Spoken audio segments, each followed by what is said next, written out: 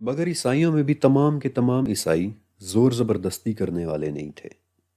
بلکہ کچھ عیسائی لارڈز تو اس حد تک مسلمانوں کو پروٹیکشن دے رہے تھے کہ خود عیسائی حکومت بھی ان کے خلاف ہو گئی تھی۔ مثلا سانچو ڈی کارڈونا نام کا ایک عیسائی لارڈ کہ جو اپنے ماتحت مسلمانوں سے اتنی محبت رکھتا تھا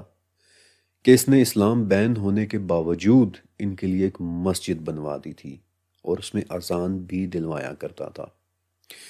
یہاں تک کہ اس عمل پر سانچو کو حکومت نے عمر بھر کے لیے قید کیے رکھا۔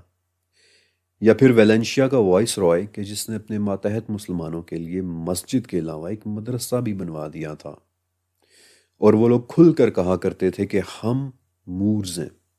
اور کوئی بھی ہمیں کچھ بھی کہنے کی جرت نہیں کر سکتا۔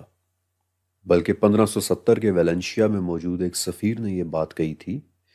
کہ ویلنشیا کے کچھ عیسائی تو یہاں مسلمانوں کو عرب سے زیادہ آزادی دیے بیٹھے ہیں۔